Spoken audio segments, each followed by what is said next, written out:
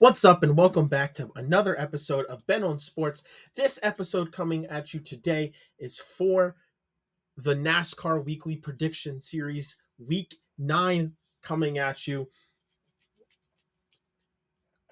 This episode I'm going to try and keep a tiny bit shorter, potentially. We know how sometimes I can rant, but I already put out an NBA preview, and there may or may not be an NHL one. I do have a real job that I will be spending a lot of time at because the NHL decided not to end until Thursday when the playoffs start Saturday. Um, I'm going to be on a tight timeline, but I'm going to do my best. And if I have 3 episodes in a week, I don't want to make this one too long. So without further ado, let's get into it. Going into Kansas this week, back to the intermediate. And the biggest storyline, Ty Gibbs finally gets his first career win. There's been a lot of talk, Silver Spoon Kid, Nepo baby, only there because of his grandfather. He's been the worst of the 4 JGR cars for the last since he's gotten to the Cup Series, and he puts all that to bed. Yeah, maybe a late caution and him staying out helped, undoubtedly, but he was still one of the 3 fastest cars. He's arguably the hottest driver in the sport, definitely top 3. He's on a top 10 and top 5 roll, just getting points, collecting points like crazy. Best stretch of his young career so far, and it culminates with a win at his best track at Bristol. Ty Gibbs gets the monkey off his back. Will he be the only first-time winner this year? We'll see. Obviously, there's a pretty big name that a lot of people are saying could be next. Number 77, Carson Hocevar. Maybe he joins Ty Gibbs this year too. Who knows? Another big storyline for me is Ryan Blaney's pit crew. It's been a story all year. I think it'll get better, but that pit crew, man, I think Ryan Blaney was the best car. I think he was better than Kyle Larson. And then I have Ty Gibbs as the 3rd best car. But Blaney was just losing spot after spot after spot after spot on pit road. It's going to be hard for him to win a championship like that. But man, if that pit crew gets going, Blaney has speed on pretty much every type of racetrack.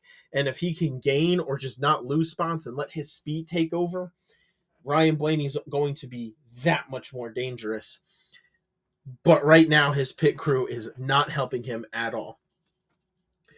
Tires, I thought, we've had races at Bristol while we're working on this package where the tires you hit a wall and it drops. And these tires definitely go slower, and there's definitely noticeable fall off, but I don't know if it was necessarily as bad. Maybe the teams are adapting.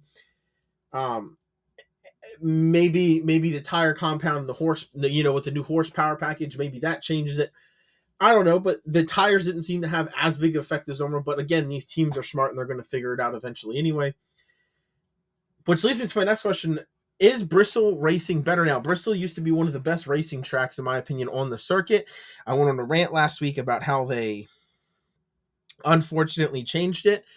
I think the racing's getting better. I thought it was better last race. You were able to pass on the inside and the outside. It was more about your car speed. It was more about tires and how you saved them.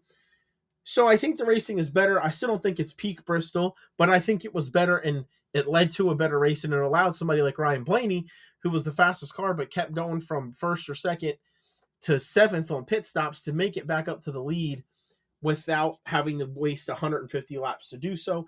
And I think that's a good thing. Let me know in the comments below how you think Bristol is racing.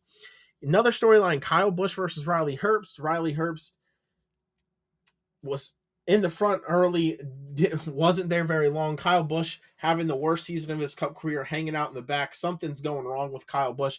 Yeah, RCR isn't as fast, but it still feels like there might be something more there. Riley Herbst spins Kyle Busch, and then Kyle Busch gets payback later. And listen, I know guys are going to get payback, but I also think timing is important. Kyle Busch getting payback with 3 laps left in the race and bringing out another caution, I don't know. I don't feel like that's the time to get payback. I understand wanting to leave the racetrack with it finished, but that 3 laps left to go when there's so many important storylines going on in the front of the field doesn't feel like the right time to get payback for me. Hopefully this little feud is over and the point system is doing what it's designed to do. As you guys are going to see later, they wanted to make wins important. Well, we've had 5 Cup Series winners, and the 5 winners in the Cup Series are the top 5 in points. So clearly winning is meaning a lot in the Cup Series. Obviously, you have to stay up front, but so far, I think the returns are pretty good. History in the next gen, there's been 8 next gen races, and a Ford still has never won at Kansas. Does that change this week? I don't know. A Ford has almost won at Kansas. Everybody remembers that the May of 2024 race with Chris Buescher and Kyle Larson, where it was decided by an inch, it felt like. But recent winners, let's go through the winners in next gen. 23XI swept 2022 with Kurt Busch and Bubba Wallace. The next year was also swept by Toyota, Denny Hamlin and Tyler Reddick. 23XI won 3 of the first 4 races here. And then Hendrick Motorsports, Kyle Larson wins in May of 2024. The finish I was just talking about, Ross Chastain found a way to win in September of 2024. Kyle Larson won last year's spring race.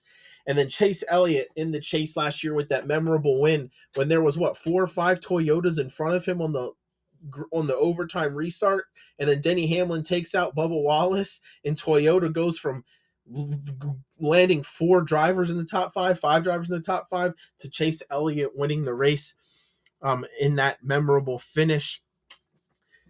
Toyota and Hendrick seem to be the fast teams here, and that will continue when you go over to best average finish. Kyle Larson at 6.3, best in the sport. Denny Hamlin at 7.5, Christopher Bell, his teammate, at 8.8. You're going to see in a lot of ways those are the top 3 drivers here. Alex Bowman, quietly one of the best drivers, most consistent drivers at this track at 9.9 average finish. And Chase Elliott with a 10.1, obviously helped out by that win here last fall. Most top 5s in 8 races. Denny Hamlin has 6 to lead the Cup Series. Kyle Larson has 5. Christopher Bell has 4. I told you those 3 have been the most consistent and are usually at the front. Bubba Wallace is 4th with 3. And then in 5th, there are 6 drivers tied at 2 top 5s. Chase Elliott, Ross Chastain, Alex Bowman, William Byron, Ryan Blaney, and Chase Briscoe. Most top 10s. 3 drivers are tied at 7 out of the 8 races. Denny Hamlin, Kyle Larson, and Christopher Bell. One thing I would like to note. There may have been a couple of these drivers who may or may not have been taken out of this race in the same accident that more or less cost them an opportunity to have 8 top 10 finishes. But that's not important. If you know, you know. Alex Bowman has 6 top 10s in 8 races. Chase Elliott has 5. 3 drivers tied at 4. Ross Chastain, Bubba Wallace, and William Byron. So who are my favorites to win using history and recent form? Well, normally I would have Hendrick Motorsports, and I think that they have a really good chance to win. But I think Toyotas and Joe Gibbs Racing in particular are more consistent here. So I'm going to give Joe Gibbs Racing the ever so slight edge over Hendrick Motorsports, even though Hendrick Motorsports has won 3 of the last 4 races here.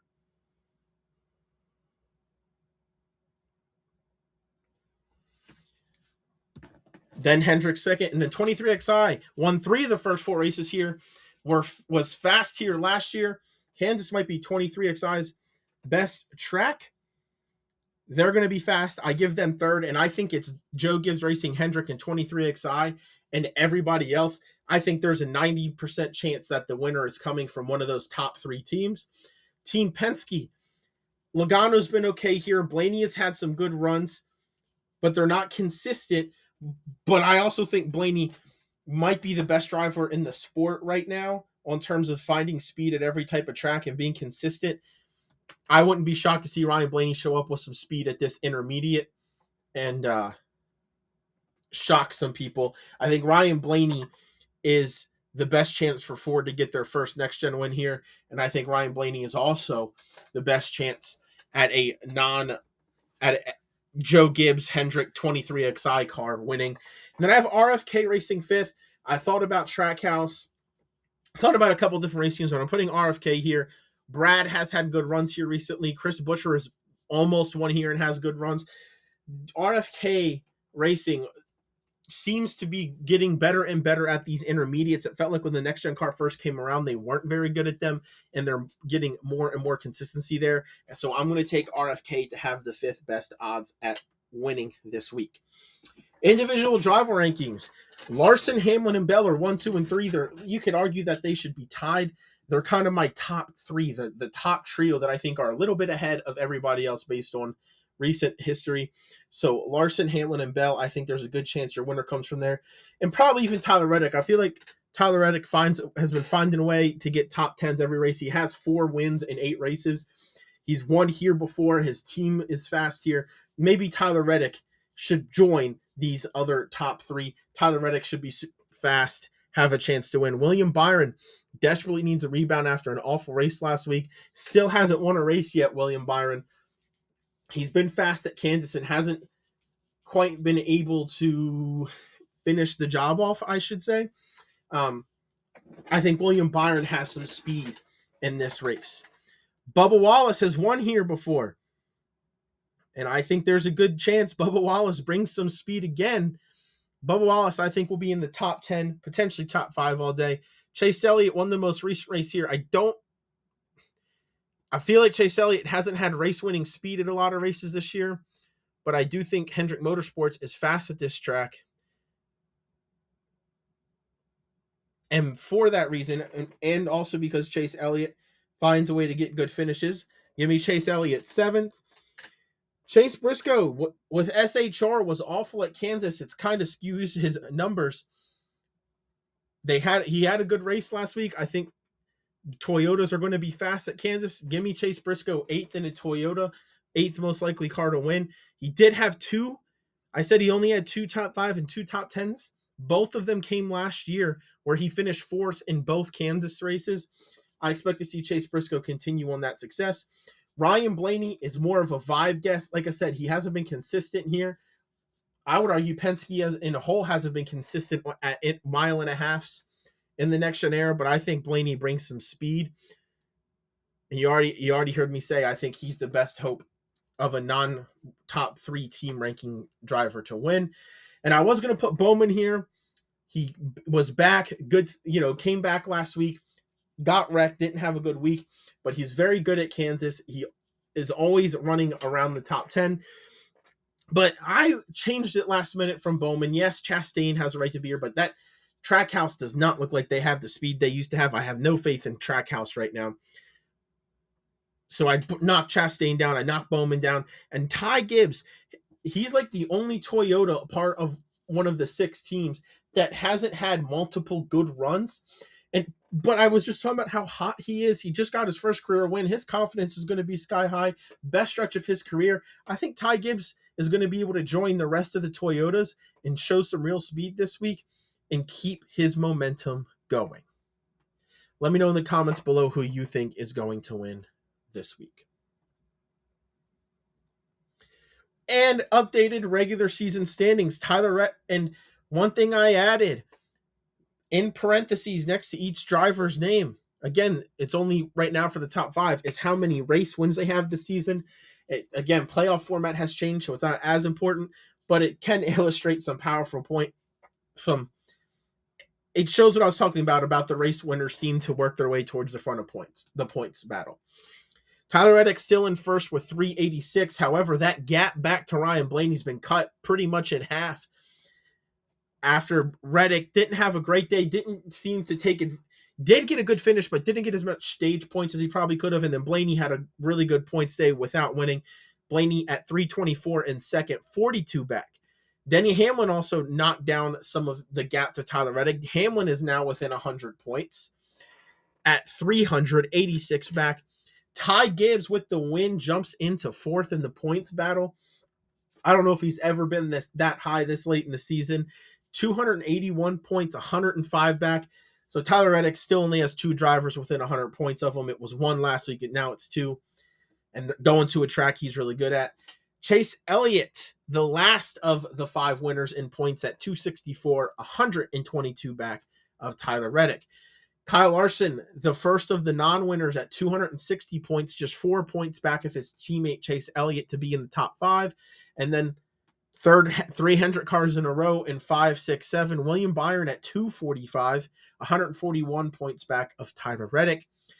Bubba Wallace was in that big tie for ninth. He was technically being listed, I believe, in 11th or 12th. He's back up to 8th, trying to had a couple bad races. He started the first month second in points, now trying to work his way back up. He's at 236 points, 150 back of his teammate. Christopher Bell still in ninth, maybe a little bit lower than you would expect to see him.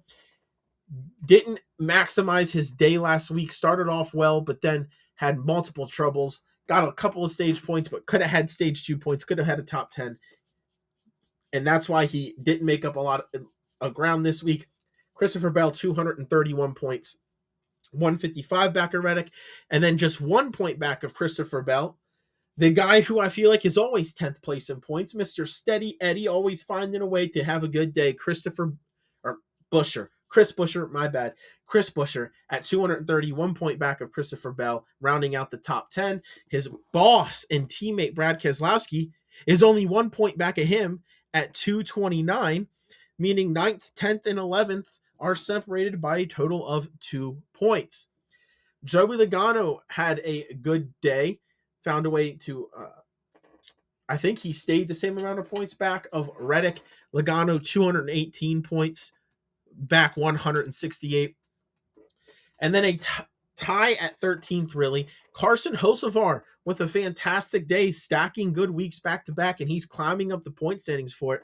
Him and Ryan Preece tied at 209 points on the season, and which is good enough for 177 back of first place. Daniel Suarez did enough to have a good points day. He moves up a position. Suarez at 192, and Suarez is the first driver where he has, how do I say this? Is that more than doubled up? Suarez has 192 points and is 194 back of Reddick. So Reddick is more points ahead of Daniel Suarez than Daniel Suarez has points, if that makes sense. And Suarez is the first driver where that is the case in 15th. Shane Van Gisbergen dropping some spots and points after an awful, dreadful day at one of his worst tracks. 177 or 177 points, 209 back, and only 1 point. Remember, top 16 in points make the playoffs, and right now Van Gisbergen, with a long way to go still, only a 1 point advantage over Chase Briscoe, who has 176 points. Chase Briscoe was outside the top 20 coming into the week. He had a great day, top 5 in both stages, finished in the top 5. Best race of the season for Chase Briscoe, and it sees him go from outside the top 20 to 17th, 1 point out of the playoffs. Just 4 points back of Briscoe, another playoff driver from last year that's on the outside looking in, Austin Cindric, had an okay day, 172 points, 5 back of the cut line. Michael McDowell didn't have a great race, but and dropped a couple spots in the points, but he's still at 171, only 6 points back of the cut line. And then 20th place, maybe a little bit of a surprising name, AJ Allmendinger, 156 points, 21 points back of the cut line. And that's where the first big separation is starting to happen on terms of the playoff cut line. The cut line super close between 4 drivers, but that 5th one and 20th is kind of a little ways back.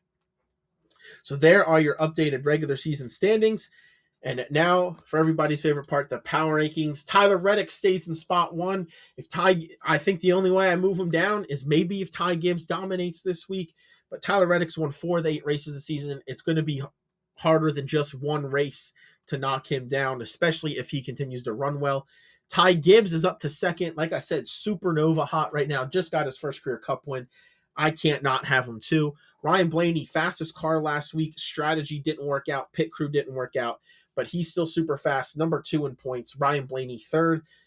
Kyle Larson and Denny Hamlin I kind of had tied, but Kyle Larson finished better last week, and they're both going to a track that they both like. So I gave Larson the advantage at 4.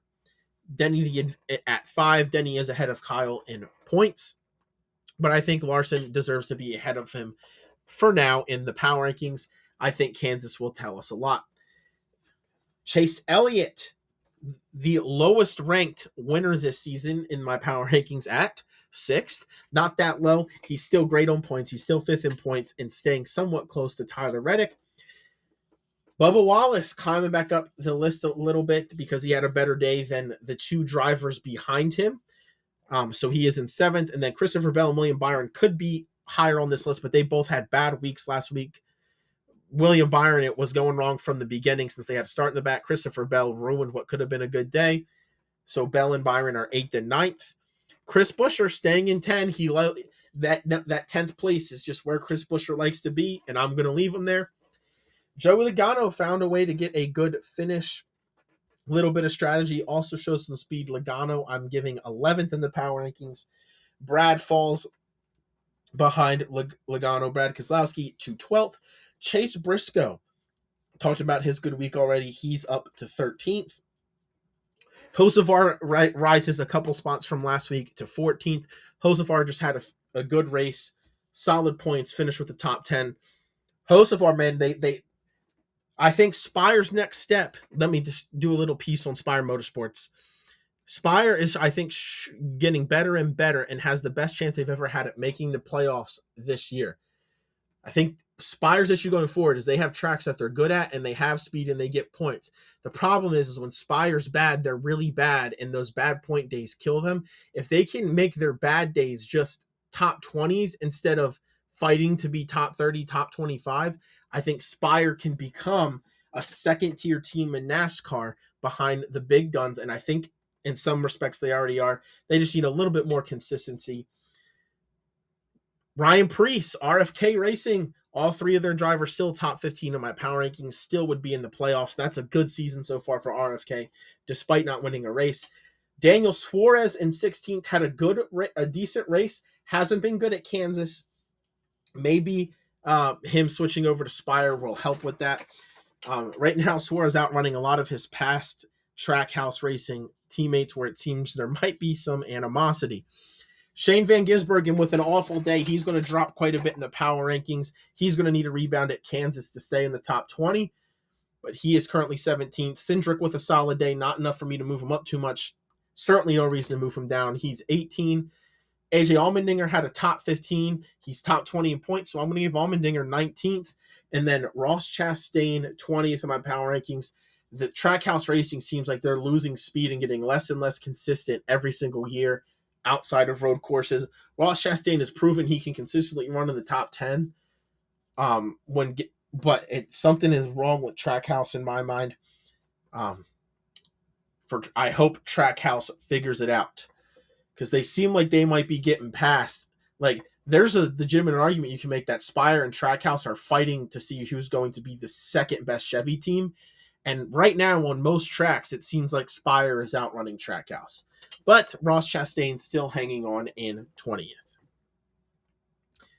That's all I have for you guys today. Plenty of great sports action on this weekend. Make sure you find a couch and watch some sports. Thank you for taking time out of your days, your weeks, and your lives for listening to this episode. Be looking for another one over the weekend. Like, comment, subscribe. Take care of yourself. Take care of your family. It's a crazy world out there. Peace out.